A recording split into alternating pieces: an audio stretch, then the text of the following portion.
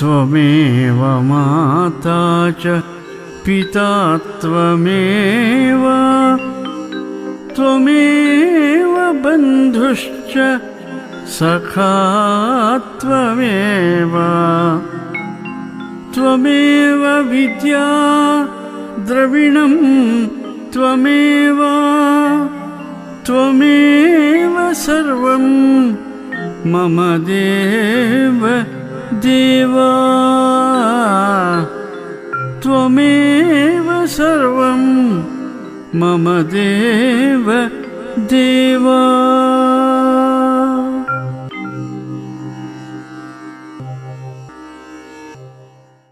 ಶಂಕರಂ ಶಂಕರಾಚಾರ್ಯಂ ಕೇಶವಂ ಬಾದರಾಯಣಂ ಸೂತ್ರಭಾಷ್ಯಕೃತೌ ವಂದೇ ಭಗವಂತೌ ಪುನಃ ಪುನಃ. ಶ್ರುತಿಸ್ಮೃತಿಪುರಾಣಾನಾಂ ಆಲಯಂ ಕರುಣಾಲಯಂ ನಮಾಮಿ ಭಗವತ್ಪಾದಂ ಶಂಕರಂ ಲೋಕಶಂಕರಂ.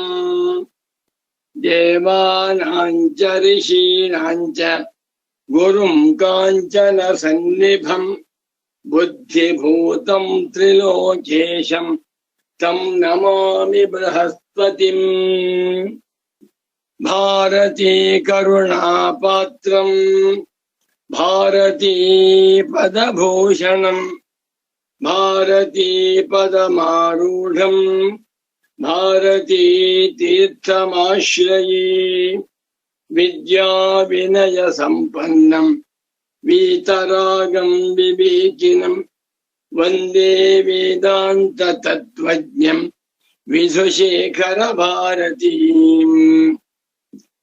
ವಂದೇ ತಂ ಸಚ್ಚಿದಾನಂದಂ ಯತಿವರ್ಯಂ ಮಹಾಮತಿಂ ವೇದ ವೇದಾಂತ ಸಾರಜ್ಞಂ ಸದ್ಗುರುಂ ಪ್ರಣತೋಸ್ಮ್ಯಹಂ ಶ್ರೀ ಗುರುಂ ಪ್ರಣತೋಸ್ಮ್ಯಹಂ.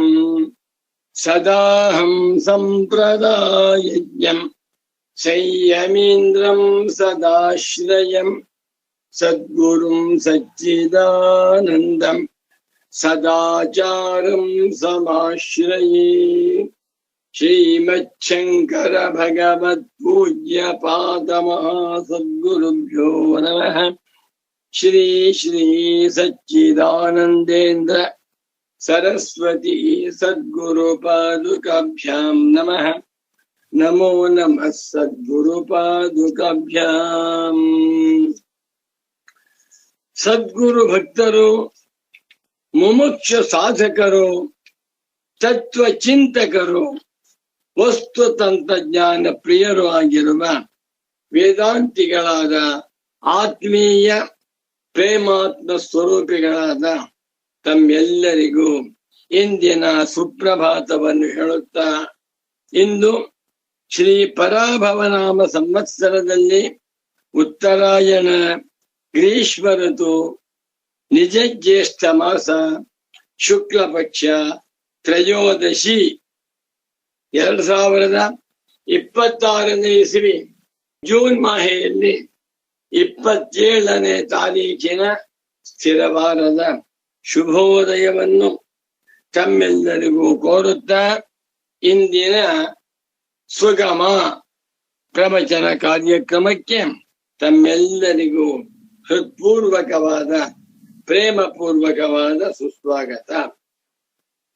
ಸರ್ವಾತ್ಮ ಸರ್ವದೃಗ್ಯೋಸೌ ಸರ್ವಾಧ್ಯಾಸ ನಿರಾಸಕೃತೆ ಸತತಂ ಸನ್ನಿಧತ್ತಾಂ ಮೇ ಹೃದಯೇ ಪರಮಶಿವಃ.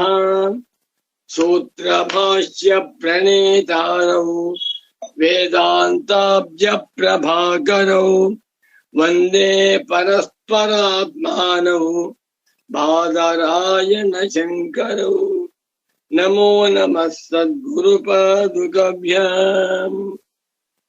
ಶಂಕರ ಭಗವತ್ ಪೂಜ್ಯ ಪಾದಾಚಾರ್ಯರವರು 8ನೇ ಶತಮಾನದಲ್ಲಿ ಸಾಕ್ಷಾತ್ ಪರಮಶಿವನ ಅಂಶವಾಗಿ ಅವತರಿಸಿ ಇಡೀ ವೇದಾಂತ ಪ್ರಸ್ಥಾನದ ಈ ಗ್ರಂಥಗಳಿಗೆ ಅದ್ಭುತವಾದ ಅಮೃತಾಯಮಾನವಾದಂತಹ ಭಾಷ್ಯಗಳನ್ನು ಬರೆದಿದ್ದಾರೆ. ಅವುಗಳಲ್ಲಿ ಬ್ರಹ್ಮಸೂತ್ರ ಶಾಂಕರ ಭಾಷ್ಯ ಇದು ವೇದಾಂತ ಮೇರು ಕೃತಿ.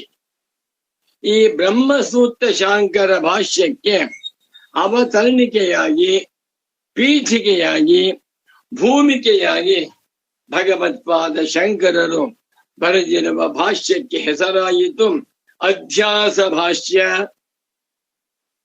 ಅಧ್ಯಾಸ ಭಾಷ್ಯದಲ್ಲಿ ಭಗವತ್ಪಾದ ಶಂಕರಾಚಾರ್ಯರವರು ಮುಖ್ಯವಾಗಿ ತಿಳಿಸಿರುವ ವಿಷಯ ಏನೆಂದರೆ, ಈ ಪ್ರಪಂಚದಲ್ಲಿ ಎಲ್ಲ ಮಾನವರು ಮಾಡುತ್ತಿರುವ ಲೌಕಿಕ ವ್ಯವಹಾರ, ವೈದಿಕ ವ್ಯವಹಾರ, ಶಾಸ್ತ್ರೀಯ ವ್ಯವಹಾರ, ದುರಾಚಾರ, ಸದಾಚಾರ, ಯಜ್ಞ ಯಾಗಾದಿ ವ್ಯವಹಾರ, ವೇದಾಂತ ವ್ಯವಹಾರ ಎಲ್ಲವೂ ಕೂಡ ಅವಿದ್ಯೆಯಿಂದಲೇ ನಡೆಯುತ್ತಿವೆ. ಅವಿದ್ಯಾಂ ಪುರಸ್ಕೃತ್ಯ ಸರ್ವೇ ವ್ಯವಹಾರಾಹ ಪ್ರವರ್ತಂತೆ. ಅದ್ಭುತವಾದ ಸಂದೇಶ. ಅವರು ದೇವತೆಗಳಾಗಿರ್ಬಹುದು, ರಾಕ್ಷಸರಾಗಿರಬಹುದು, ಯಕ್ಷರಾಗಿರಬಹುದು, ಗಂಧರ್ವರಾಗಿರಬಹುದು, ಮಾನವರಲ್ಲಿ ದೊಡ್ಡ ಶ್ರೀಮಂತನಾಗಿರಬಹುದು, ಒಳ್ಳೆ ವಿದ್ಯಾವಂತನಾಗಿರಬಹುದು, ದೊಡ್ಡ ಅಧಿಕಾರಿಯಾಗಿರಬಹುದು, ಎಲ್ಲರ ವ್ಯವಹಾರಗಳು ಕೂಡ ಅವಿದ್ಯೆಯಿಂದ ನಡೀತಾ ಇವೆ. ಅವಿದ್ಯಾ ಅಂದರೇನು? ಪರಸ್ಪರಾಧ್ಯಾಸ. ಅಧ್ಯಾಸದಿಂದಲೇ ವ್ಯವಹಾರ, ಅಧ್ಯಾಸದಿಂದಲೇ ಜೀವನ, ಅಧ್ಯಾಸದಿಂದಲೇ ಸುಖ ದುಃಖಾನುಭವ, ಅವಿದ್ಯೆಯಿಂದಲೇ ಮಾನಾಪಮಾನಗಳು, ಅವಿದ್ಯೆಯಿಂದಲೇ ಇನ್ನೇನು ಹೇಳ ಜಯ ಪರಾಜಯಗಳು, ಅವಿದ್ಯೆಯಿಂದಲೇ ಜನ್ಮಾಂತರ, ಅಧ್ಯಾಸದಿಂದಲೇ ಜನ್ಮ ಜನ್ಮಾಂತರ ಪ್ರಾಪ್ತಿ. ಯಾರು ಹೇಳಿಲ್ಲ. ಈಗ ಈ ಅಧ್ಯಾಸವನ್ನ ಕಳೆದುಕೊಳ್ಳುವುದು ಹೇಗೆ?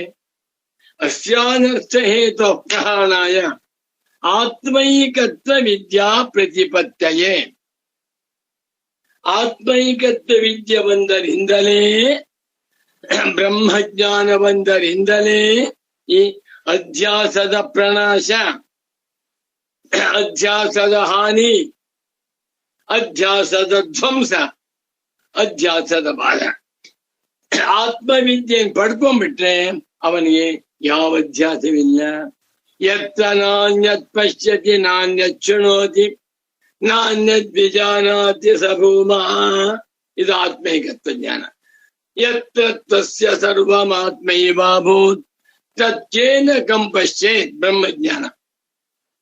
ಇಂಥ ಬ್ರಹ್ಮಜ್ಞಾನವನ್ನ ಹೊಂದುವಂಥ ಸಂಪೂರ್ಣ ಅವಕಾಶ ಎಲ್ಲ ಮಾನವರಿಗೂ ಉಂಟು. ಈ ಭೂಲೋಕದಲ್ಲಿರುವ 1,000 ಕೋಟಿ ಮಾನವರಿಗೂ ಆತ್ಮಜ್ಞಾನವನ್ನು ಹೊಂದುವಂತ ಅವಕಾಶ ಉಂಟು. ಇದನ್ನ ಉಪನಿಷತ್ತುಗಳು ಹೇಳುತ್ತೇವೆ, ನಾವು ತೋರಿಸ್ಕೊಡ್ತೇವೆ ಎಂದಿದ್ದಾರೆ. ಇದು ಅಧ್ಯಾಸ ಭಾಷ್ಯದ ತಾತ್ಪರ್ಯ. ಇದರ ಮೇಲೆ ನನ್ನ ಪರಮ ಪೂಜ್ಯ ಪ್ರೀತಿಯ ಸದ್ಗುರು ಪುಂಗವರಾದ ಶ್ರೀ ಶ್ರೀ ಶ್ರೀ ಸಚ್ಚಿದಾನಂದೇಂದ್ರ ಸರಸ್ವತಿ ಸ್ವಾಮೀಜಿಯವರು ಸುಗಮ ಎನ್ನುವಂತಹ ವ್ಯಾಖ್ಯೆಯನ್ನ ಬರೆದು, ಸುಗಮ ವ್ಯಾಖ್ಯಾ ಸ್ತ್ರೀಲಿಂಗ, ಇನ್ನು ಸುಗಮಂ ವ್ಯಾಖ್ಯಾನಂ ನಪುಂಸಕಲಿಂಗ, ಎರಡೂ ಆಗತ್ತೆ. ಸುಗಮ ಎನ್ನುವಂತಹ ವ್ಯಾಖ್ಯೆಯನ್ನು ಬರೆದು ಇಡೀ ಮುಮುಕ್ಷು ಪ್ರಪಂಚಕ್ಕೆ ಮಹಾನುಗ್ರಹ ಮಾಡಿದ್ದಾರೆ. ಸುಗಮ ಗ್ರಂಥ ಕನ್ನಡದ ಪುಸ್ತಕ 215ನೇ ಪೇಜ್, ಪುಟ, ಫಸ್ಟ್ ಲೈನ್. ಏತೇನ ನ ಕಿಂಚಿದವೇದಿಶಂ ಇತಿ ಅನಿರ್ವಚನೀಯಂ ಭಾವಾಜ್ಞಾನಂ ಪರಾಮೃಶ್ಯತೆ ಇತಿ ವದಂತಃ ನವೀನ ವೇದಾಂತ್ಯನೋಪಿ ಪರಾಸ್ತಾವೇದಿತವ್ಯಾಃ ಪರಾಸ್ತಾಃ ತಿರಸ್ಕೃತಾಃ ದೂರೀಕೃತಾಃ ವೇದಿತವ್ಯಾಃ. ಇಷ್ಟು ವಿಚಾರ ಮಾಡಿದ್ದರಿಂದ ಅಹಂ ಸುಷುಪ್ತೌ ನ ಕಿಂಚಿದವೇದಿಶಂ ಅನುಭವ ಇದೆ. ಇದು ಅನುಭವವಲ್ಲ, ಮತ್ತೇನಪ್ಪಾ ಅಂತಂದ್ರೆ ಕೇವಲ ಅನುಮಾನ. ಅನುಮಾನ ತರ್ಕದಿಂದ ಹೇಳುವಂತ ಪರಾಮರ್ಶೆ ಎಲ್ಲರಿಗೂ ಇದೆ. ಇದನ್ನು ಇಟ್ಟುಕೊಂಡು ಅಹಂ ನಾನು ಸುಷುಪ್ತೌ ಸುಷುಪ್ತಿಯಲ್ಲಿ ನ ಕಿಂಚಿತ್ ಏನನ್ನೂ ಕೂಡ ಅವೇದಿಶಂ ತಿಳಿಯಲಿಲ್ಲ. I was not aware of anything in my deep sleep. ಪ್ರತಿಯೊಬ್ಬರು ಹೇಳ್ತಾರೆ ಇದು ತಪ್ಪು ಒಂದು ಗುರುಗಳು. ಈ ಹೇಳುತ್ತಿರುವವನು ಯಾರು? ಎಚ್ಚರದಲ್ಲಿರುವಂತಹ ಪ್ರಮಾತೃ. ಎಚ್ಚರದ ಪ್ರಮಾತೃವು ಸುಷುಪ್ತಿಗೆ ಹೋಗಿದ್ದಾನ? ಇಲ್ಲ. ಎಚ್ಚರದಿಂದ ಸುಷುಪ್ತಿಗೆ ಹೋಗುವುದಕ್ಕೆ ಇವನಿಗೆ ವೀಸಾ ಇಲ್ಲ. ಸುಷುಪ್ತಿಗೆ ಹೋಗದೇ ಇದ್ದಂಥ ಈ ಪ್ರಮಾತೃ ಸುಷುಪ್ತಿಯ ಅನುಭವವನ್ನ ಹೇಳುವುದಕ್ಕೆ ಏನು ಅಧಿಕಾರವಿದೆ? ಹೌ ಈಸ್ ಈ ಕಾಂಪಿಟೆಂಟ್? ಇಲ್ಲ. ಆದ್ದರಿಂದ ಇದು ತಪ್ಪು ಅಂತ ತೋರಿಸ್ಕೊಟ್ಟು. ಹೀಗೆ ಹೇಳಿದ್ದರಿಂದ ಸುಷುಪ್ತಿಯಲ್ಲಾಗಿರುವ ಅನುಭವವನ್ನ ಎಚ್ಚರದಲ್ಲಿ ಇರುವಂತ ಪ್ರಮಾತವಾದ ಜೀವಾತ್ಮನು ಅನುಮಾನದ ಬಲದಿಂದ ಪರಾಮರ್ಶದ ಬಲದಿಂದ ಹೇಳುತ್ತಿರುವುದು ತಪ್ಪು ಅಂತ ಹೇಳಿದ್ರು. ಏತೇನ ಹೀಗೆ ಹೇಳಿದ್ದರಿಂದ ಏನನ್ನು ತಿಳಿಯಲಿಲ್ಲ ಎಂದು ಹೇಳುವಾಗ ತಿಳಿಯಲಿಲ್ಲ ಅಂತ ಹೇಳ್ದ. ಅಜ್ಞಾನವಿದೆ ಅಂತ. ಎಂತ ಅಜ್ಞಾನ? ಅನಿರ್ವಚನೀಯವಾಗಿರುವ ಭಾವಾಜ್ಞಾನವು ಇತ್ತು. ಇದಕ್ಕೆ ಹೆಸರು ಮೂಲಾವಿದ್ಯಾ. ಶಂಕರರು ಹೇಳುವಂಥ ಜ್ಞಾನಾಭಾವ, ಸಂಶಯ ಜ್ಞಾನ, ಮಿಥ್ಯಾಜ್ಞಾನಗಳೆಂಬ ಅವಿದ್ಯೆಯು ಕೇವಲ ಜೊಳ್ಳು. ಈ ಮೂರಕ್ಕೂ ಕೂಡ ಉಪಾದಾನವಾಗಿರುವ ಅವಿದ್ಯಾ ಮತ್ತೊಂದಿದೆ, ಅದು ಗಟ್ಟಿ. ಈ ಮೂರೂ ರೀತಿಯ ಅವಿದ್ಯೆಗಳಿಗೆ ಸ್ಥೂಲಾವಿದ್ಯಾ ಎಂದು ಹೆಸರು, ಕಾರ್ಯಾವಿದ್ಯಾ ಎಂದು ಹೆಸರು, ಸ್ಥೂಲಾವಿದ್ಯಾ ಎಂದು ಹೆಸರು. ಇವುಗಳಿಗೆ ಮೂಲ ಕಾರಣವಾಗಿರುವ ಇವುಗಳಿಗೆ ಮೂರಕ್ಕೂ ಕೂಡ ಉಪಾದಾನ ಕಾರಣವಾಗಿರುವಂತ ಒಂದು ಅವಿದ್ಯೆ ಇದೆ. ಅದು ಭಾವರೂಪವಾಗಿದೆ, ಅದು ಶಕ್ತಿ ರೂಪವಾಗಿದೆ, ಅದು ಉಪಾದಾನ ಕಾರಣವಾಗಿದೆ ಅನ್ನುವ ಪ್ರಮಾಣವೇನಪ್ಪಾ ಅಂದ್ರೆ ಸುಷುಪ್ತಿ. ನೋಡಿ, ಸುಷುಪ್ತಿಯಲ್ಲಿ ನಾನು ಏನನ್ನು ಅರಿಯಲಿಲ್ಲ ಅಂತ ಹೇಳ್ತಾರಲ್ವೇ, ಅದೇ ಮೂಲಾವಿದ್ಯೆ. ಅದು ಸಾಯುವವರೆಗೂ ಇರುತ್ತದೆ, ಸತ್ತ ಮೇಲೆ ಮೂಲಾವಿದ್ಯೆ ಹೋಗುತ್ತೆ ಅಂತ ಹೇಳ್ತಾರೆ. ಅರ್ಥ ಮಾಡ್ತಾ ಇದ್ದಾರೆ. ಏತೇನ ಇಷ್ಟು ವಿಚಾರ ಮಾಡಿದ್ದರಿಂದ ನ ಕಿಂಚಿದವೇದಿಶಂ ನಾನೇನನ್ನು ತಿಳಿಯಲಿಲ್ಲ ಎನ್ನುವಾಗ ಅಲ್ಲಿ ಅನಿರ್ವಚನೀಯವಾಗಿರುವ, ಅನಿರ್ವಚನೀಯ ಅಂದ್ರೇನು? ಇದೆ ಅಂತಲಾಗಲಿ, ಇಲ್ಲ ಅಂತಲಾಗಲಿ, ಸ್ಥೂಲ ಅಂತಲಾಗಲಿ, ಸೂಕ್ಷ್ಮ ಅಂತಲಾಗಲಿ, ಸಾಂಶಾಂತಲಾಗಲಿ, ನಿರಂಶಾಂತಲಾಗಲಿ ಹೇಳುವುದಕ್ಕೆ ಬಾರದೇ ಇರುವಂತ ಮಹಾದ್ಭುತ ನಿರ್ವಚನೀಯ ರೂಪ ಸನ್ನಾಪ್ಯುಭಯಾತ್ಮಿಕಾನು ಸಾಂಗಾಪ್ಯನಂಗಾಪ್ಯುಭಯಾತ್ಮಿಕಾನು. ಕೊನೆಗೆ ಮಹಾದ್ಭುತ ನಿರ್ವಚನೀಯ ರೂಪ ಅಂದ್ಬಿಟ್ಟು ವಿವೇಕ ಚೂಡಾಮಣಿ. ಇದನ್ನ ನೋಡ್ಕೊಂಡೆ ನನ್ನ ಪರಮ ಪೂಜ್ಯ ಪ್ರೀತಿಯ ಸದ್ಗುರು ಪುಂಗವರಾದ ಶ್ರೀ ಶ್ರೀ ಶ್ರೀ ಸಚ್ಚಿದಾನಂದೇಂದ್ರ ಸರಸ್ವತಿ ಸ್ವಾಮೀಜಿಯವರು ಹೇಳ್ತಾರೆ, ವಿವೇಕ ಚೂಡಾಮಣಿಯನ್ನ ಶಂಕರಾಚಾರ್ಯರು ಬರೆಯಿಲ್ಲ, ಪ್ರಸ್ಥಾನತ್ರಯ ಭಾಷ್ಯಗಳನ್ನ ಬರೆದಿರುವ ಶಂಕರರು ವಿವೇಕ ಚೂಡಾಮಣಿಯನ್ನ ರಚಿಸಿಲ್ಲ ಅನ್ನುವುದಕ್ಕೆ ಇದು ಒಂದು ಕಾರಣ. ಸರಿ, ಬಹಳ ದೊಡ್ಡ ವಿಷಯ ಇದು. ಇದು ಭಾವಾಜ್ಞಾನಂ, ಭಾವಾಜ್ಞಾನಂ, ಭಾವ ಇರುವಂತ ಭಾವ ವಸ್ತು ರೂಪವಾಗಿರುವ ಅಜ್ಞಾನವು ಪರಾಮೃಶ್ಯತೆ, ಪರಾಮರ್ಶೆ ಮಾಡಲ್ಪಡುತ್ತದೆ. ಯಾತರಿಂದ ನಾನು ಗಾಢ ನಿದ್ರೆಯಲ್ಲಿ ಏನನ್ನು ಅರಿಯಲಿಲ್ಲ ಅಂತ ಹೇಳ್ತಾ ಇದ್ದಾನೆ. ಅರಿಯಲಿಲ್ಲ ಎನ್ನುವುದು ಅಜ್ಞಾನವಿತ್ತು ಅಂತಾಯ್ತು ಎಂದು ವದಂತಹ ಹೇಳುತ್ತಿರುವ ನವೀನ ವೇದಾಂತಿನಃ, ಪ್ರಾಚೀನ ವೇದಾಂತಿನಃ ಯಾರು? ಅವರನ್ನು ನಾವು ವೃತ್ತಿಕಾರರು ಅಂತೇವೆ. ನವೀನ ವೇದಾಂತಿನಃ ಕೆ ವ್ಯಾಖ್ಯಾನಕಾರ, ವೇದಾಂತಿನಃ ಕೆ ಶಂಕರ ಭಗವತ್ ಪೂಜ್ಯಪಾದಾಚಾರ್ಯ ಸಚ್ಚಿದಾನಂದೇಂದ್ರ ಸರಸ್ವತಿ ಸ್ವಾಮಿಗಳಂತ ವಿಮರ್ಶಕರು ನಭೂತೋದ ಭವಿಷ್ಯ. ನೋಡಿ, ವೇದಾಂತಿಗಳನ್ನ ಪೂಜ್ಯ ಸದ್ಗುರುಗಳು 3 ಭಾಗ ಮಾಡ್ಬಿಟ್ರು. ಒಂದು ಪ್ರಾಚೀನ ವೇದಾಂತಿನಃ, ಮತ್ತೊಂದು ನವೀನ ವೇದಾಂತಿನಃ, ಮತ್ತೊಂದು ಶಂಕರ ಭಗವತ್ ಪೂಜ್ಯಪಾದಾಚಾರ್ಯ. ಶಂಕರ ಭಗವತ್ ಪೂಜ್ಯಪಾದಾಚಾರ್ಯರು ನಮ್ಮ ಕಾಲದ ವೇದಾಂತಿಗಳು, ಪ್ರಕೃತ ವೇದಾಂತಿಗಳು. ಇವರಿಗಿಂತ ಹಿಂದೆ ಅಂದರೆ 7, 6, 5ನೇ ಶತಮಾನಗಳಲ್ಲಿ ಇದ್ದಂತಹ ವೇದಾಂತಿಗಳಿಗೆ ಹೆಸರಾಯಿತು ಪ್ರಾಚೀನ ವೇದಾಂತಿನಃ. ಶಂಕರರಿಗಿಂತ ಹಿಂದಿದ್ದವರು. ಶಂಕರಾಚಾರ್ಯರ ಅನಂತರ ಬಂದಿರುವ 8ನೇ ಶತಮಾನದಿಂದ 9, 10, 11, 20 ಇಲ್ಲಿಯವರೆಗೆ ಬಂದಿರುವಂತಹ ವೇದಾಂತಿಗಳನ್ನ ನವೀನ ವೇದಾಂತಿನ ಕರೆದಿದ್ದಾರೆ.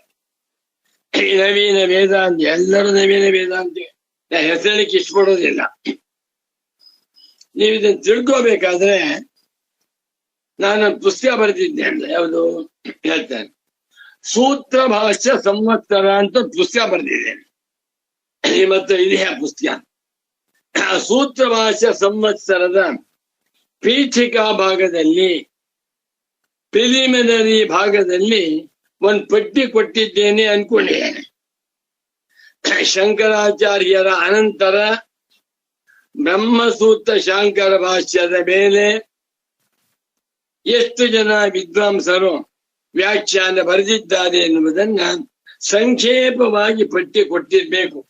ನಾನು ತುಂಬಾ ದಿನ ಆಯ್ತು ನೋಡಿ. ಅದನ್ನ ನೋಡ್ಬಿಟ್ಟು ನಾನು ಫೋನ್ ಮಾಡಿ, ಭಾಮತಿಕಾರರು, ಪಂಚಪಾದಿಕಾಕಾರರು, ಪರಿಮಳಕಾರರು, ರತ್ನಪ್ರಭಾ ಇತ್ಯಾದಿ ಇತ್ಯಾದಿ ಬಹಳ ಚೆನ್ನಾಗಿ ಅದನ್ನೆಲ್ಲ ವಿಮರ್ಶೆ ಮಾಡಾಕ್ಬಿಟ್ಟಿದ್ದಾರೆ. ಇವರೆಲ್ಲರಿಗೂ ಒಂದು ಹೆಸರು ನವೀನ ವೇದಾಂತಿನಃ. ಇವರು ಏನ್ ಹೇಳ್ತಾರೆ, ಸುಷುಪ್ತಿಯಲ್ಲಿ ಮೂಲ ವಿದ್ಯಾ ಉಂಟು. ಹೇಗ್ ಗೊತ್ತು? ನಾನೇನನ್ನು ಅರಿಯಲಿಲ್ಲ ಎನ್ನುವಂತ ಪರಾಮರ್ಶವಿರುವುದರಿಂದ ಅಂತ ಹೇಳ್ತಾರೆ.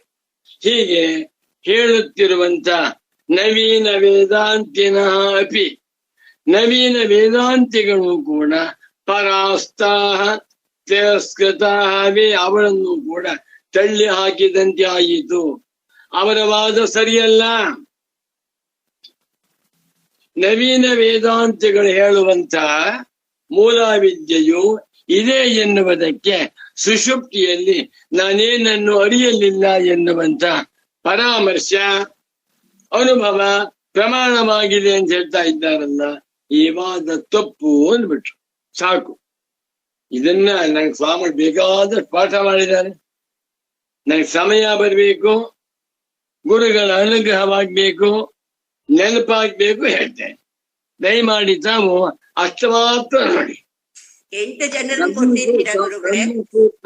ಸೂತ್ರ ಭಾಷ್ಯ ಸಂವತ್ಸರದಲ್ಲಿ ಪೀಠಿಕಾ ಭಾಗದಲ್ಲಿ ಹಾಕಿರುವಂತ ಶಾಂಕರ ಬ್ರಹ್ಮ ಸೂತ್ರ ಭಾಷ್ಯದ ಮೇಲೆ ಬರೆಯಲ್ಪಟ್ಟಿರುವಂತಹ ವ್ಯಾಖ್ಯಾನಗಳ ಪಟ್ಟಿಯನ್ನ 1 ಪೇಜ್ ಹಾಕಿದ್ದೇನೆ ಅಂತ ಕಾಣಿಸುತ್ತೆ.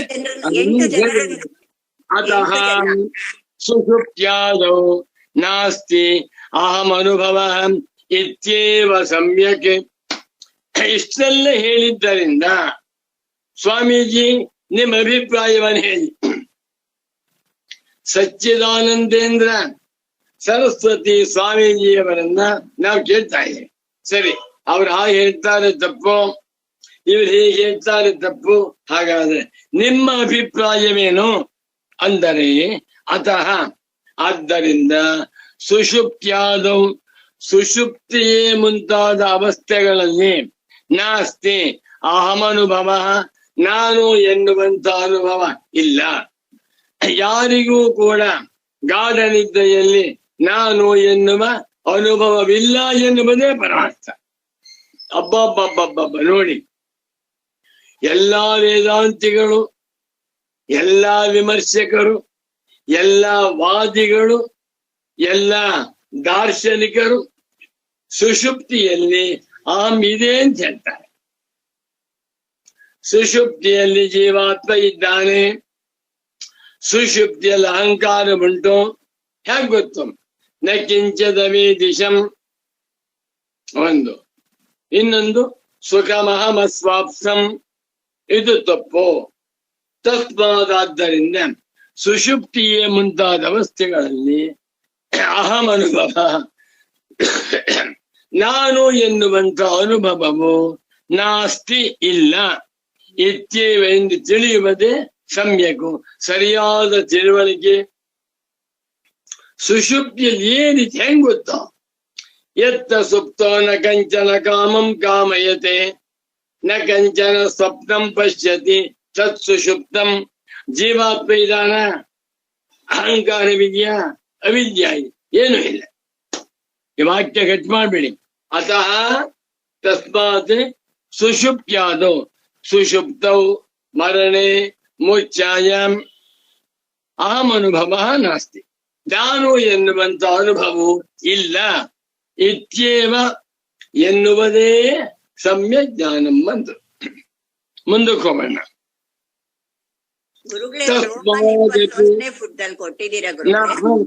ಸ್ವಭಾವತ ಏವ ಅಹಮರ್ಥಃ ಕಿಂತು ಅಹಂ ಪ್ರತ್ಯಯಿ ಅವಿವೇಕೇನೈವ ತಥಾತ್ವೇನ ಪ್ರತೀಯತೆ ಇತಿ ಸಿದ್ಧಂ.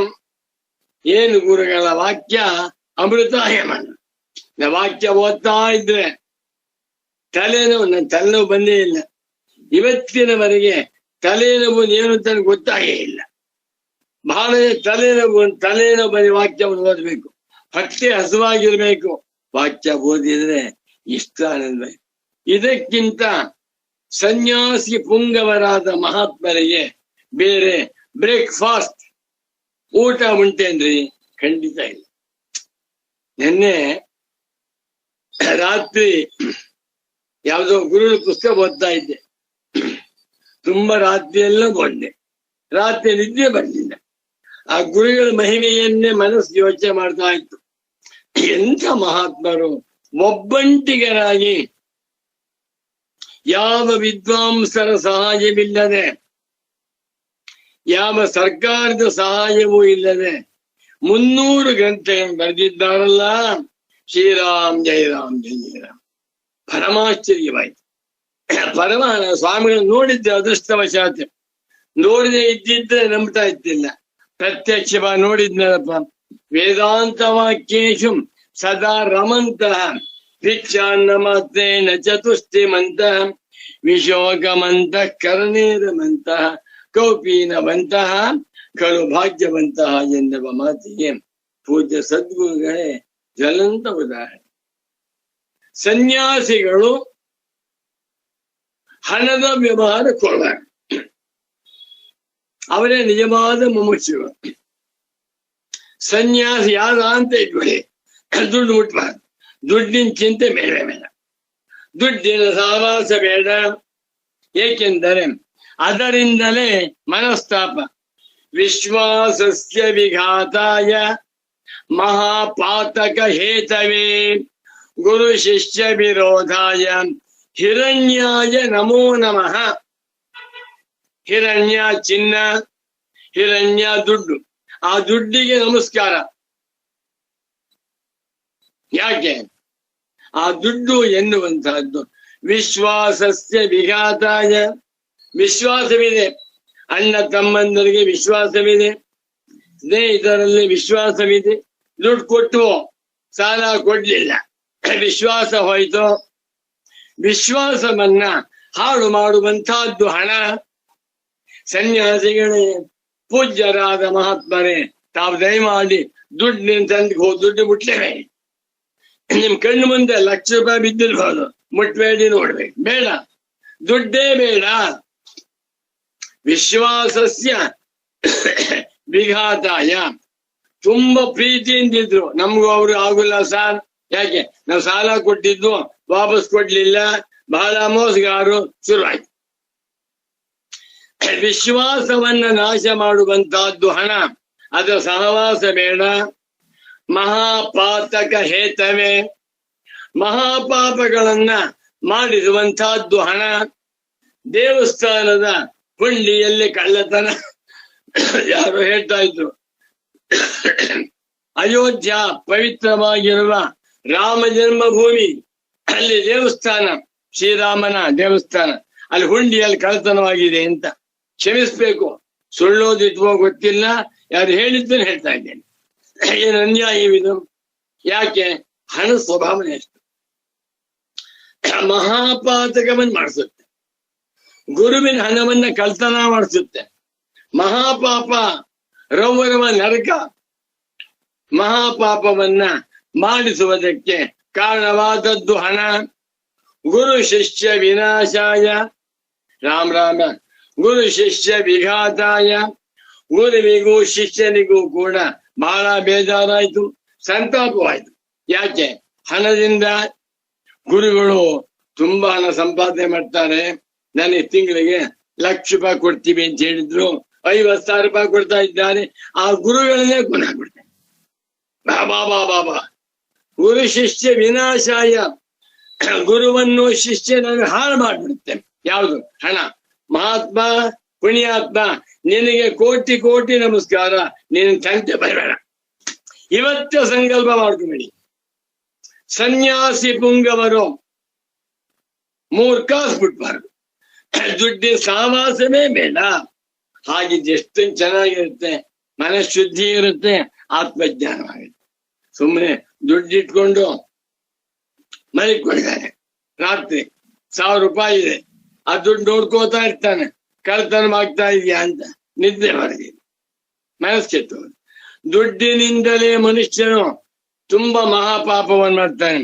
ದುಡ್ಡಿನಿಂದಲೇ ತಂದೆ ಮಕ್ಕಳಿಗೆ, ಗುರು ಶಿಷ್ಯರಿಗೆ, ತಾಯಿ ತಂದೆಯರಿಗೆ ಪರಸ್ಪರ ವಿರೋಧ. ಅಂತಹ ದುಡ್ಡಿಗೆ ಹಿರಣ್ಯಾಯ ನಮೋ ನಮಃ ಅಂದ್ಬಿಟ್ರು. ಬಾ, ನನ್ಗೇನ್ ಸಂಕಟ ಅಂದ್ರೆ, ಶ್ರೀರಾಮನ ಸನ್ನಿಧಾನ, ಧರ್ಮಾತ್ಮ ಸತ್ಯಸಂಧಶ್ಚ ಅಂತ ರಾಮನ ಜನ್ಮಭೂಮಿ, ಅಲ್ಲಿ ಪವಿತ್ರವಾಗಿರುವಂತಹ ದೇವಸ್ಥಾನ, ಅಲ್ಲಿ ಹುಂಡಿಯಲ್ಲಿ ಕಳ್ಳತನವಾಯ್ತು ಅಂತ ಕೇಳಿದೆ. ನಾನು ಕೇಳಿದ ಕೂಡ್ಲೆ ತುಂಬಾ ನಂಬಲಿಲ್ಲ, ದಿಟ್ವಾ ಅನ್ಕೋತಾ ಇದ್ದೆ. ಆಮೇಲೆ ಕನ್ಫರ್ಮ್ ಆಯ್ತು. ಏನಂತ? ಕಳ್ಳತನವಾಗಿರಬಹುದು ದಿಟ. ಬಹಳ ಅನ್ಯಾಯವಲ್ವೇ? ಬೇಡ ನಮ್ಗದು. ಮುಂದಕ್ಕೆ ಹೋಗ್ಬಿಡ್ತೇವೆ. ಅತಃ ಸುಷುಪ್ತ್ಯಾದೌ ನ ಅಸ್ತಿ ಅಹಮನುಭವ ಇತ್ಯೇವ ಸಂಯಜ್ಞಾನಂ. ಇವತ್ತೇ ಸಂಕಲ್ಪ ಮಾಡ್ಕೊಂಡ್ಬಿಡಿ ಸನ್ಯಾಸಿಗಳು.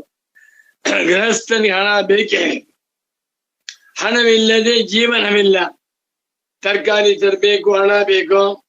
ಹೆಂಡತಿ ಹುಷಾರಿಲ್ಲ, ಮಾತೆತ್ತರಕ್ಕೆ ಹಣ ಬೇಕು. ಸನ್ಯಾಸಿಗಳಿಗೆ ಯಾಕೆ ಹಣ ಬೇಕು? ಬೇಡ.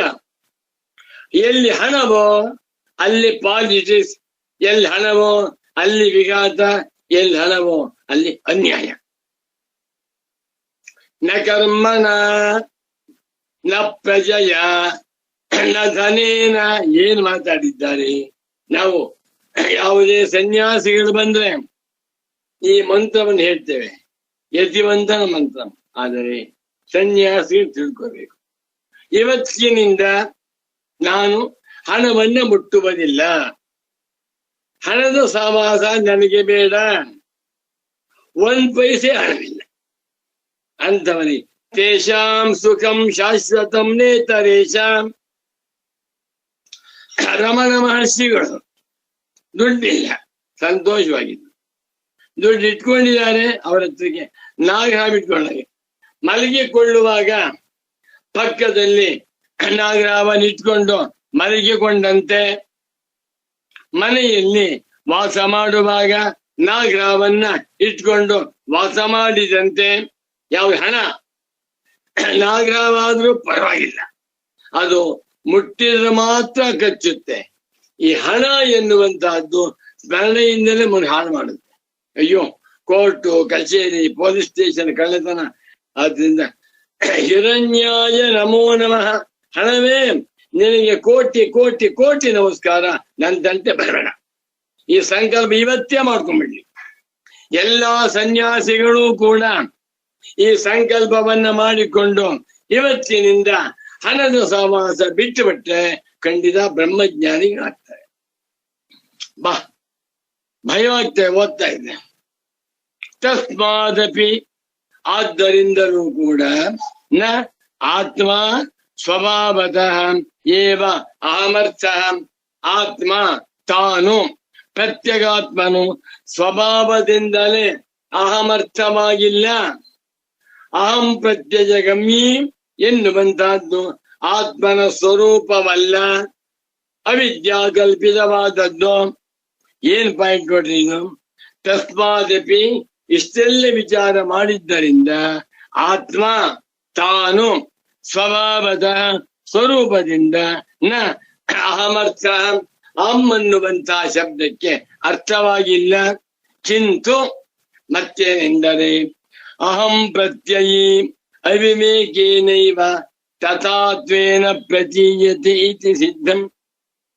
ಅವಿವೇಕೇನೈವ, ನಾನು ಎನ್ನುವ ನಿಜ ಸ್ವರೂಪವನ್ನ ಅರ್ಥ ಮಾಡಿಕೊಳ್ಳದಿರುವುದರಿಂದಲೇ ಅಹಂ ಪ್ರತ್ಯಯಿಯಾಗಿರುವಂತಹ ಆತ್ಮನು ಅಹಂ ಪ್ರತ್ಯಯಿಯಾಗಿ ಜೀವಾತ್ಮನಾಗಿ ತೋರ್ತಾ ಇದ್ದಾನೆ. ಜೀವಾತ್ಮತ್ವ ಎನ್ನುವಂತಹದ್ದು ಸ್ವತಃಸಿದ್ಧವಲ್ಲ. ಜೀವಾತ್ಮತ್ವವು ಸಹಜವಾದದ್ದಲ್ಲ, ಪಾರಮಾರ್ಥಿಕವಲ್ಲ. ಇದು ಕೂಡ ಅವಿದ್ಯಾ ಕಲ್ಪಿತವಾದದ್ದೇ, ಯಾರಿಗೂ ಗೊತ್ತಿಲ್ಲ. ಪ್ರಪಂಚದಲ್ಲಿರುವ ಎಲ್ಲ ಮಾನವರು ಕೂಡ ತಮ್ಮನ್ನ ಅಹಂ ಪ್ರತ್ಯಯ ವಿಷಯ ಜೀವ ಶಾರೀರ ವಿಜ್ಞಾನಾತ್ಮ ಕರ್ತ ಭೋಕ್ತ ಎಂದು ಮಾಡ್ಕೊಂಡಿದ್ದಾರಲ್ಲ, ಇದು ಅವಿದ್ಯಾ ಫಲ. ಅವಿದ್ಯಾ ಕಳಿಸ್ಕೊಂಡಿ ಎಲ್ಲಿದೆ ಕರ್ತೃತ್ವ ಭೋಕ್ತೃತ್ವ? ಇದನ್ನೇ ಭಗವತ್ಪಾದ ಶಂಕರಾಚಾರ್ಯರು ಕೆತ್ತು ಬಿಟ್ಟಿದ್ದಾರೆ, ಬರೆದಿಲ್ಲ. ಇದನ್ನ ಕಾರ್ವಿ ಏವಮಯಮನಾದಿರನಂತ ನೈಸರ್ಗಿಕೋಧ್ಯಾಸ ಮಿಥ್ಯಾ ಪ್ರತ್ಯಯ ರೂಪ ಕರ್ತೃತ್ವ ಭೋಕ್ತೃತ್ವ ಪ್ರವರ್ತಕ ಸಕಲ ಲೋಕ ಪ್ರತ್ಯಕ್ಷ. ಯಾವ ಮನುಷ್ಯನಿಗೆ ನಾನು ಕರ್ತ, ನಾನು ಭೋಕ್ತ, ನಾನು ಪ್ರಮಾತ, ನಾನು ದ್ರಷ್ಟ ಎನ್ನುವಂತ ಜ್ಞಾನ ಉಂಟು, ಅವನಿಗೆ ಅವಿದ್ಯಾ ಇದೆ. ಅವಿದ್ಯೆಯಿಂದಲೇ ಕರ್ತೃತ್ವ, ಅವಿದ್ಯೆಯಿಂದಲೇ ಜಿಜ್ಞಾಸುತ್ವ, ಅವಿದ್ಯೆಯಿಂದಲೇ ಶಾರೀರತ್ವ, ಅವಿದ್ಯೆಯಿಂದಲೇ ಪ್ರಮಾತ. ನೀವು ಏನೇ ಸಾಧನೆ ಮಾಡಿ, ಯಜ್ಞ ಯಾಗ ದಾನ ಧರ್ಮ ಹೋಮ ಹವನ ಪುಣ್ಯ ಧ್ಯಾನ ಏನ್ ಮಾಡಿದ್ರು ಕೂಡ ಅದರ ಜೊತೆಯಲ್ಲಿ ನಾನು ಅಂತಿದೆ. ನಾನು ಅಂತಿದ್ಯಾ, ಅದರಿಂದಲೇ ದುಃಖ. ಕೋಟಿ ಕೋಟಿ ದಾನ ಮಾಡಿದ್ದಾನೆ, ಯಾವಾಗಲೂ ದುಃಖ. ದಾನ ಮಾಡ್ಬೇಕಾದಿಲ್ಲ, ಬ್ರಹ್ಮಜ್ಞಾನ ಮಾಡ್ಕೊಳ್ಳಿ. ಬ್ರಹ್ಮಜ್ಞಾನ ಮಾಡ್ಕೊಂಡ್ಬಿಟ್ರೆ ಕಡು ಬಡವನಾಗಿರಲಿ, ಅವನಂತ ಶ್ರೀಮಂತ ಯಾರು ಇಲ್ಲ. ರಮಣರಂತ ಶ್ರೀಮಂತರು ಇಡೀ ವಿಶ್ವದಲ್ಲಿಯೇ ಇಲ್ಲ. ಸಚ್ಚಿದಾನಂದೇಂದ್ರ ಸರಸ್ವತಿ ಸದ್ಗುರುಗಳಂತ ಶ್ರೀಮಂತರು ಇಡೀ ಪ್ರಪಂಚದಲ್ಲೇ ಇಲ್ಲ.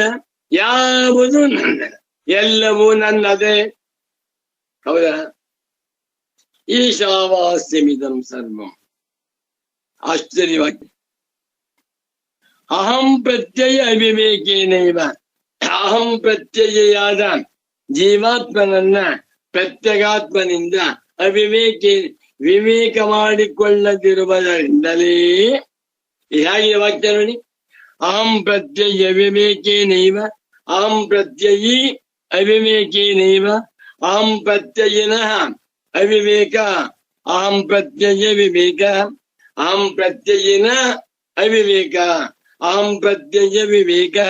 ಈ ಅವಿವೇಕದಿಂದನೇ ತಥಾತ್ವೇನ ಅಹಂ ಪ್ರತ್ಯಯತ್ವೇನ ಪ್ರತೀಯತೆ ತೋರ್ತಾ ಇದ್ದಾನೆ ಎನ್ನುವಂತಹದ್ದು ಸ್ಪಷ್ಟಂ, ವೆರಿ ಕ್ಲಿಯರ್. ವಿಚಾರ ಮಾಡ್ತಾ ಹೋದರೆ ನಾನು ಅಹಂ ಪ್ರತ್ಯಯಿಯಾದ ಜೀವಾತ್ಮನೂ ಅಲ್ಲ.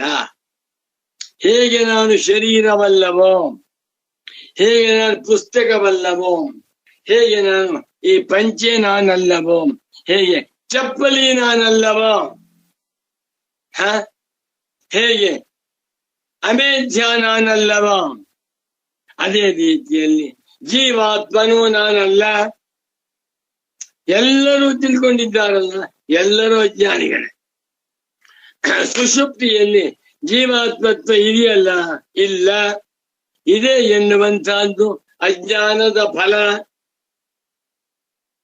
ಹೀಗಿರುವುದರಿಂದ ತಥಾತ್ವೇನ ಅಹಂ ಪ್ರತ್ಯಯತ್ವೇನ ನಾನು ಎನ್ನುವಂತಹ ರೂಪದಿಂದ ಆತ್ಮನು ಪ್ರತೀಯತೆ ತೋರುತ್ತಿದ್ದಾನೆ. ಯಾತರಿಂದ ಅವಿವೇಕೇನೈವ ಅಹಂ ಬ್ರಹ್ಮಾಸ್ಮಿ ಅಹಂ ಗಸ್ಯ ಜಗತಃ ಇತ್ಯಾದಯಸ್ತು ಶ್ರುತಿ ಸ್ಮೃತಿವಾದಾಃ ಅಹಂಕಾರೋಪಲಕ್ಷಿತಮಾತ್ಮಾನಂ ಭೂತಪೂರ್ವಗತ್ಯ ಗೌಣವತ್ಯ ವಾ ಪರಾಮೃಶಂತಿ ಇತಿ ಅನವದ್ಯಂ. ಏನ್ ಸ್ವಾಮಿ ಗುರುಗಳ ವಿಮರ್ಶೆ? ಆ ವಾಕ್ಯ ಮತ್ಮತ್ ಹೇಳ್ತಾ ಇರ್ತೀನಿ. ವೇದಾಂತ ವಾಕ್ಯೇಶು ಸದಾ ರಮಂತಃ. ಆಮೇಲೆ ಭಿಕ್ಷಾನ್ನ ಮಾತ್ರೇಣ ಚತುಷ್ಟಿಮಂತಃ. ಆಮೇಲೆ ವಿಶೋಕಮಂತಃ ಕರಣೇ ರಮಂತಃ. ಆಮೇಲೆ ಕೌಪೀನವಂತಹ ಖಲು ಭಾಗ್ಯವ. ಈ ವಾಕ್ಯ ಸಚ್ಚಿದಾನಂದೇಂದ್ರ ಸರಸ್ವತಿ ಸ್ವಾಮೀಜಿಯವರಿಗೆ ಅನ್ವರ್ಥವಾಗಿತ್ತು. ಎಂಥ ಮಹಾತ್ಮರು, ಏನ್ ಕಥೆ! ಅಯ್ಯೋ, ನನಗೆ ಅಂಥ ಮಹಾತ್ಮರ ಸೇವೆಯನ್ನ 16 ವರ್ಷಗಳ ಕಾಲ ಸತತವಾಗಿ ಮಾಡಿರೋಣದರಿಂದ ಸದ್ಗುರುಗಳ ಪೂರ್ಣ ಸ್ವರೂಪ ಅರ್ಥವಾಗಿದೆ. ಸದ್ಗುರುಗಳ ನಿಜ ಸ್ವರೂಪ ಅವರಿಗಿಂತಲೂ ನನಗೆ ಚೆನ್ನಾಗಿ ಅರ್ಥವಾಗಿದೆ. ಅಹಂ ಬ್ರಹ್ಮಾಸ್ಮಿ, ಅಹಂ ಇದೆ. ಅಹಂ ಕೃಷ್ಣಸ್ಯ ಜಗತ, ಶ್ರೀಕೃಷ್ಣ ಪರಮಾತ್ಮನು ನಾನು ಹೊಂದಿದ್ದಾನೆ. ಈ ನಾನು ನಾನು ಅಂತ ಹೇಳುತ್ತಿರುವುದರಿಂದ ನಾನು ಎನ್ನುವುದು ಸತ್ಯವಾಗಿದೆ ಅಂತ ಹೇಳ್ತಾನೆ. ಹಾಗೆ ಹೇಳುವುದು ತಪ್ಪು. ಇದೇ ಮುಂತಾದ ಶ್ರುತಿ ಸ್ಮೃತಿವಾದ. ಅಹಂ ಬ್ರಹ್ಮಾಸ್ಮಿ ಇತಿ ಶ್ರುತಿವಾದ, ಅಹಂ ಕಸ್ಯತ್ಯ ಜಗತಃ ಇತಿ ಸ್ಮೃತಿವಾದ. ಇವುಗಳು ಅಹಂಕಾರದಿಂದ ಉಪಲಕ್ಷಿತನಾಗಿರುವಂತ ಆತ್ಮನನ್ನ ಗೌಣ ವೃತ್ತಿಯಿಂದಲೋ ಭೂತಪೂರ್ವ ಗತಿಯಿಂದಲೋ ಹೇಳುತ್ತೇವೆ, ಪರಾಮರ್ಶೆ ಮಾಡುತ್ತೇವೆ ಎಂದು ಅರ್ಥ ಮಾಡಿದರೆ ಅನವದ್ಯಂ, ಯಾವ ದೋಷವೂ ಉಂಟಾಗುವುದಿಲ್ಲ. ಉಕ್ತಂ ಹಿ ಭಗವತ್ಪಾದೈ ಶ್ರೀ ಶಂಕರಾಚಾರ್ಯೈ ಉಪದೇಶ ಸಾಹಸ್ರ್ಯಾಂ. ಏನಂತ? ಇದನ್ನ ಉಪದೇಶ ಸಾಹಸ್ರಿಯಲ್ಲಿ ಭಗವತ್ಪಾದ ಶಂಕರರು ಹೇಳಿದ್ದಾರೆ. ಇದಮಂಶೋಹಮಿತ್ಯತ್ರ ತ್ಯಾಜ್ಯೋ ನಾತ್ಮೇತಿ ಪಂಡಿತೈ ಅಹಂ ಬ್ರಹ್ಮೇತಿ ಶಿಷ್ಟೋಂಶಃ ಭೂತಪೂರ್ವಗತೇರ್ಭವೇತಿ. ಒಳ್ಳೆ ಶ್ಲೋಕ. ನನಗೆ ಪರಮ ಪೂಜ್ಯ ಪ್ರೀತಿಯ ಸದ್ಗುರು ವರೇಣ್ಯರಾದ ಶ್ರೀ ಶ್ರೀ ಶ್ರೀ ಸಚ್ಚಿದಾನಂದೇಂದ್ರ ಸರಸ್ವತಿ ಸ್ವಾಮೀಜಿಯವರು ಉಪದೇಶ ಸಾಹಸ್ರಿಯನ್ನ ಪೂರ್ಣ ಪಾಠ ಮಾಡಿದ್ದಾರೆ. ಗದ್ಯ ಭಾಗ, ಪದ್ಯ ಭಾಗ. ಇದು ಪ್ರಸಿದ್ಧವಾದ ಶ್ಲೋಕ. ಇದನ್ನು ತುಂಬಾ ಸಲ ಹೇಳಿ ಗಟ್ಟು ಮಾಡಿಸಿದ್ದಾರೆ. ನೋಡಿ, ಅರ್ಥ ಹೇಳ್ತೇನೆ. ಶ್ಲೋಕವನ್ನು ಓದಿ ಪದ ವಿಭಾಗ ಮಾಡಿ ಅನ್ವಯವನ್ನು ಹೇಳಿ ಅರ್ಥ ಹೇಳ್ತೇನೆ. ಶ್ರೀ ಶಂಕರಾಚಾರ್ಯ ಉವಾಚ ಇದಮಂಶೋಹಮಿತ್ಯತ್ರ ತ್ಯಾಜ್ಯೋ ನಾತ್ಮೇತಿ ಪಂಡಿತೈಃ ಅಹಂ ಬ್ರಹ್ಮೇತಿ ಶಿಷ್ಟೋಂಶಃ ಭೂತಪೂರ್ವಗತೇರ್ಭವೇತಿ. ಉಪದೇಶ ಶಾಸ್ತ್ರಿ ಪದ್ಯ ಗ್ರಂಥ 6:6. ಇದಮಂಶಃ ಒಂದ್ ವರ್ಡು. ಇದಂ ಅಂಶಃ ಬೇಡ. ಇದಮಂಶಃ ಅಹಂ ಇತ್ಯತ್ರ ತ್ಯಾಜ್ಯ ಅನಾತ್ಮ ಇತಿ ಪಂಡಿತೈಃ. ಅಹಂ ಬ್ರಹ್ಮ ಇತಿ 10. ಶಿಷ್ಟಃ ಅಂಶಃ ಭೂತಪೂರ್ವಗತೆ ಭವೇತ್. 14 ಪದಗಳಿಂದ ಸಿದ್ಧವಾಗಿರುವ ಶ್ಲೋಕವೇನು? ಅನ್ವಯ ಹೇಳ್ತೀನಿಯ. ಅಹಂ ಇತ್ಯತ್ರ ವಸ್ತುನಿ, ಅಹಂ ಇತ್ಯತ್ರ ಪದಾರ್ಥೇ ಇದಮಂಶ ಅನಾತ್ಮ ಇತಿ ಪಂಡಿತೈಃ ತ್ಯಾಜ್ಯಃ. ಅಹಂ ಬ್ರಹ್ಮ ಇತಿ ಶಿಷ್ಟಃ ಅಂಶಃ ಸ್ವೀಕಾರ್ಯಃ ಸಹ ಭೂತಪೂರ್ವಗತೆ ಭವೇತ್. ಅರ್ಥವಾಯಿತು. ನಾನು ನಾನು ನಾನು ಇತ್ಯತ್ರ ಎಂಬಲ್ಲಿ ಪ್ರತಿಯೊಬ್ಬ ಮನುಷ್ಯನು ನಾನು ಅಂತ ಹೇಳ್ತಾ ಇದ್ದಾನೆ. ನಾನು ಹುಡುಗ, ನಾನು ಬುದ್ಧಿವಂತ, ನಾನು ದಡ್ಡ, ನಾನು ಗೃಹಸ್ಥ, ನಾನು ಅಂತ ಹೇಳ್ತಾ ಇದ್ದಾನಿಲ್ವೇ? ಇದರಲ್ಲಿ 2 ಅಂಶ ಸೇರ್ಕೊಂಡಿದೆ. ಒಂದು ಆತ್ಮಾಂಶ, ಮತ್ತೊಂದು ಅನಾತ್ಮಾಂಶ. ನಾನು ಎನ್ನುವ ವ್ಯವಹಾರವನ್ನ ಮಾಡುವಾಗ ಈ ನಾನು ಎನ್ನುವ ತತ್ವದಲ್ಲಿ ಒಂದು ಇದಮಂಶ, ಇನ್ನೊಂದು ಅನಿದಮಂಶ. ಇದಮಂಶವೆಂದರೂ ಒಂದೇ, ಅನಾತ್ಮಾಂಶವೆಂದರೂ ಒಂದೇ, ಅನಿದಮಂಶ ಎಂದರೂ ಒಂದೇ, ಆತ್ಮಾಂಶ ಎಂದರೂ ಒಂದೇ. ನಾನು ಎನ್ನುವಾಗ ಅದರಲ್ಲಿ ಅನಾತ್ಮ ಆತ್ಮ ಎರಡೂ ಸೇರ್ಕೊಂಡ್ಬಿಟ್ಟಿವಿ. ನಾನು ಪುಸ್ತಕವನ್ನ ಓದಿದೆ ಅನ್ನುವಾಗ ನಾನು ಎಂದರೆ ಕಣ್ಣು ಪ್ಲಸ್ ಪ್ರತ್ಯಗಾತ್ಮ.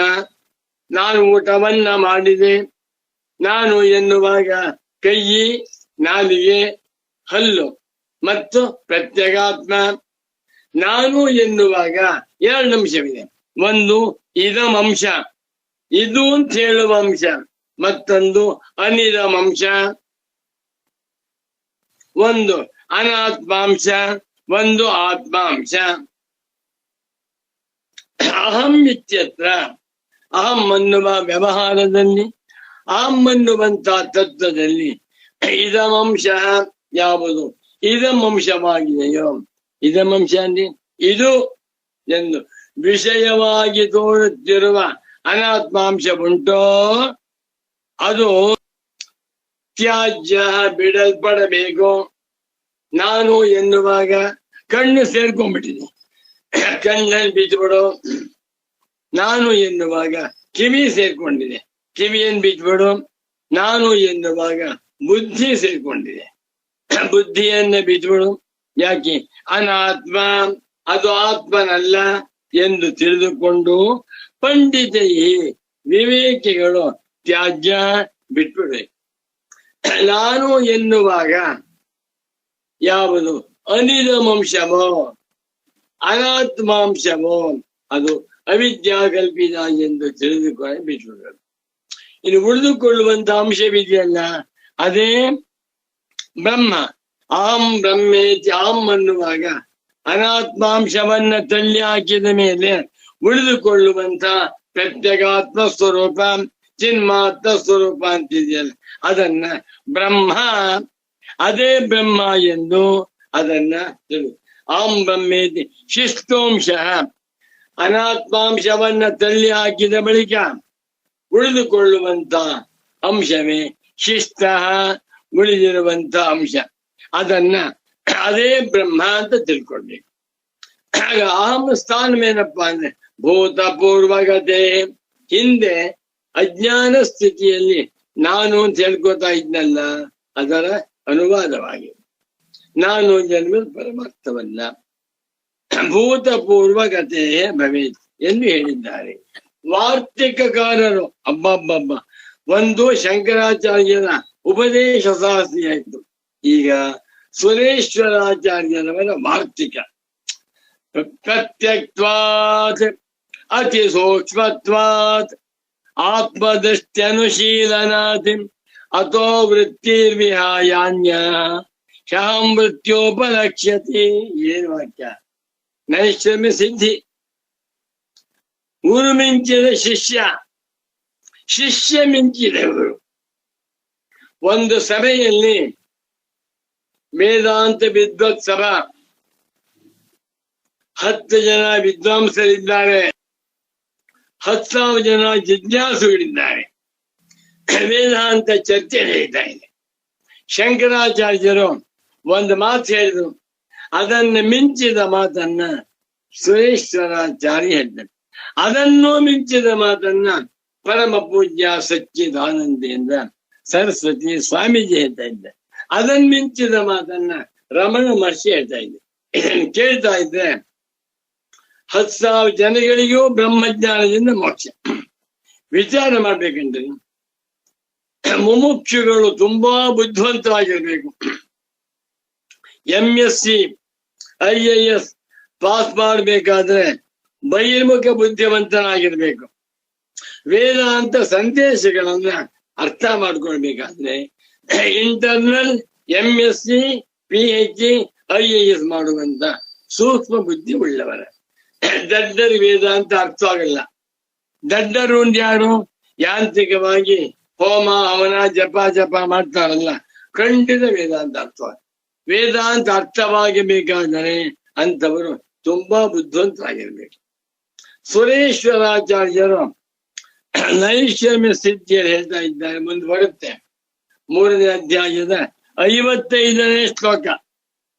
ಪ್ರತ್ಯಕ್ತ್ವಾತ್ ಅತಿ ಸೂಕ್ಷ್ಮತ್ವಾತ್ ಆತ್ಮದೃಷ್ಟ್ಯನುಶೀಲನಾತ್ ಅಥೋ ವೃತ್ತಿ ವಿಹಾಯಾನ್ಯಾಹ ಹ್ಯಾಂ ಮೃತ್ಯೋಪಲಕ್ಷ್ಯತೆ. ಬಹಳ ಜ್ವರ ಇದೆ. ಯಾಕೆ? ಲೋಕದಲ್ಲಿ ಪ್ರತ್ಯಗಾತ್ಮ ಸ್ವರೂಪನಾಗಿರುವ ಆತ್ಮ ನಾನು ನಾನು ಎಂದು ಕರೆಯಲ್ಪಡ್ತಾ ಇದ್ದಾನೆ. ನೀನು ಅಂತ ಹೇಳ್ತಾ ಇಲ್ಲ, ಶರೀರ ಅಂತ ಹೇಳ್ತಾ ಇಲ್ಲ, ಮನಸ್ಸು ಅಂತ ಹೇಳ್ತಾ ಇಲ್ಲ, ನಾನು. ಪ್ರತಿಯೊಬ್ಬರು ಕೂಡ ನಾನು ಅಂತ ಹೇಳ್ತಾ ಇದ್ದಾರೆ. ಯಾಕೆ? 3 ಕಾರಣ ಅದಕ್ಕೆ.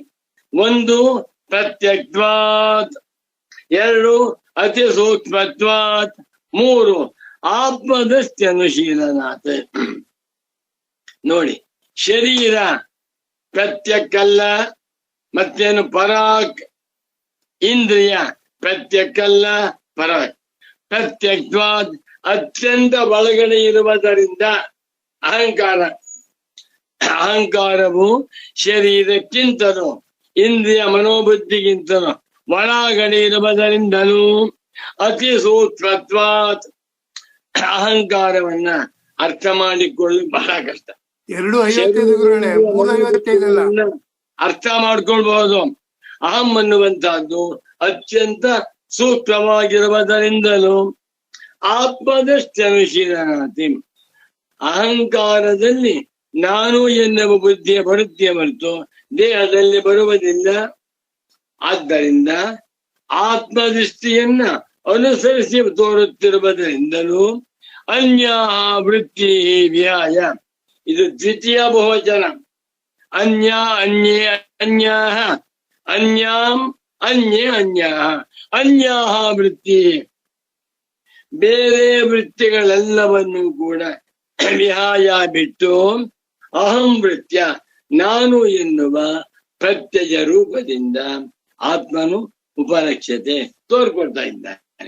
ನೋಡಿ, ಅಹಂಕಾರ ಎಷ್ಟು ಜ್ವರ ಇದೆ ಅಂದ್ರೆ ಆತ್ಮನ ದೆಸೆಯಿಂದ ಅಹಂಕಾರವನ್ನು ಅಹಂ ಪ್ರತ್ಯಯದಿಂದ ಪ್ರತ್ಯಗಾತ್ಮನನ್ನು ಬಿಡಿಸಿಕೊಳ್ಳುವುದಕ್ಕೆ ಹರಿಹರ ಬ್ರಹ್ಮರಿಗೂ ಸಾಧ್ಯವಾಗ್ತಾ ಇಲ್ಲ.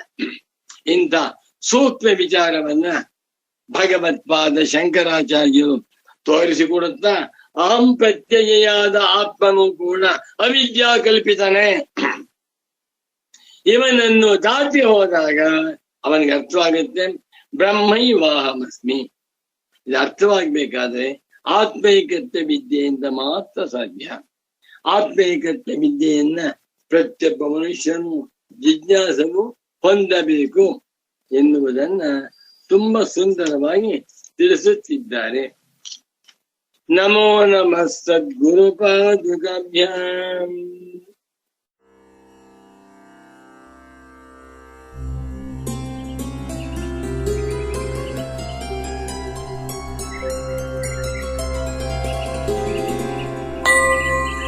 ಓಂ ನಮಃ ಶ್ರೀ ಸಚ್ಚಿದಾನಂದ ಯತಿರಾಜಾಯ ಧೀಮತೆ ಅದ್ವೈತಾನಂದ ತೃಪ್ತಾಯ ಜೀವನ್ಮುಕ್ತಾಯ ತೇ ನಮಃ. ಜೀವನ್ಮುಕ್ತಾಯ ತೇ ನಮಃ.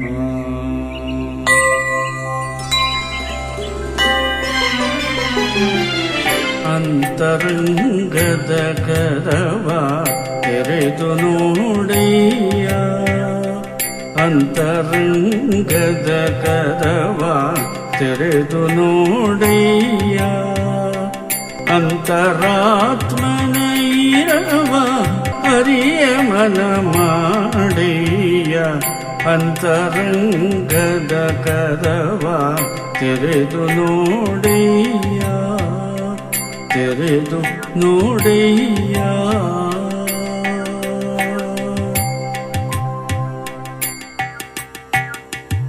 ಈ ಕಣ್ಣು ಕಾಣದೆ ಆ ಜ್ಯೋತಿ ಬೆಳಕಂದೆ, ಈ ರಸನೆ ಅರಿಯದೆ ಆ ಗಣ್ಣ ಸವಿಯನ್ನೆ.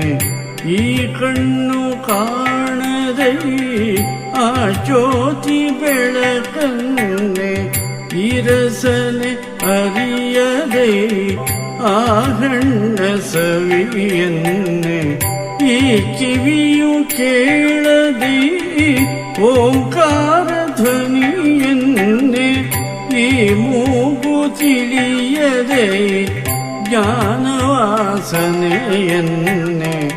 ಈ ಕಿವಿಯು ಕೇಳದೆ ಓಂಕಾರ ಧ್ವನಿಯನ್ನೇ, ಈ ಮೂಗು ತಿಳಿಯದೆ ಜ್ಞಾನವಾಸನೆಯನ್ನೇ. ಅಂತರಂಗದ ಕರವ ತೆರೆದು ನೋಡೆಯ, ತೆರೆದು ನೋಡೆಯ.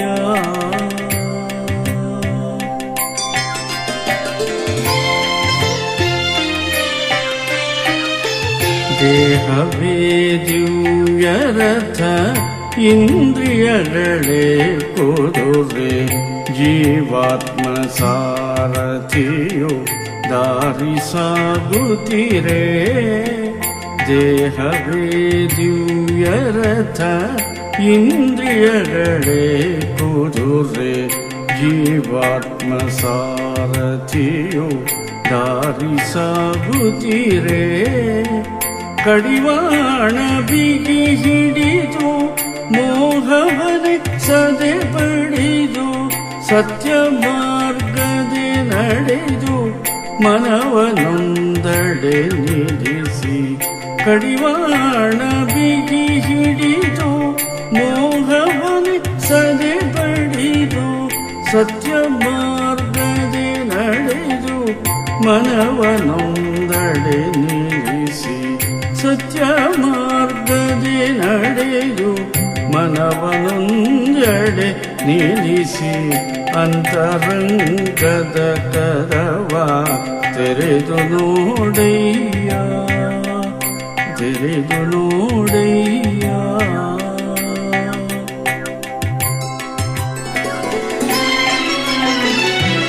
ಸೊಗವಾಗಿ ನಗೆಯೇಕೆ ದುಗುಡದಲ್ಲಿ ಕದಿಯೇಕೆ, ಸೊಗವ್ಯಾವುದೆಂಬುದನು ಅರಿತಿಹೆಯೇ ಮರುಳೇ. ಸೊಗವಾಗಿ ನಗೆಯೇಕೆ ದುಗುಡದಲ್ಲಿ ಕದಿಯೇಕೆ, ಸೊಗವ್ಯಾವುದೆಂಬುದನು ಅರಿತಿಹೆಯೇ ಮರುಳೇ. ಜಗಕ್ಕಾಗಿ ನೀನಿಹೆ ನಿಹೆಯೋ ನಿನಗಾಗಿ ಜರುವಿಹುದೋ ಒಗಟಿನ ಬಲೆಯನ್ನು ಅರಿವಂತ ನರನಾಗು ಜಗಕ್ಕಾಗಿ ನೀನಿಹೆಯೋ ನಿನ್ನಿಂದ ಜಗವಿಹುದೋ ಒಗಟಿನ ಬಲೆಯನ್ನು ಅರಿವಂತ ನರನಾಗು ಒಗಟಿನ ಬಲೆಯನ್ನು ಅರಿವಂತ ನರನಾಗು ಅಂತರಂಗದ ಕರವ ತೆರೆದು ನೋಡಯ್ಯ ಅಂತರಾತ್ಮನ ಇರವ ಅರಿಯ ಮನ ಮಾಡಯ್ಯ ಅಂತರಂಗದ ಕರವ ತೆರೆದು ನೋಡಯ್ಯ ತೆರೆದು ನೋಡಯ್ಯ ತೆರೆದು ನೋಡಯ್ಯ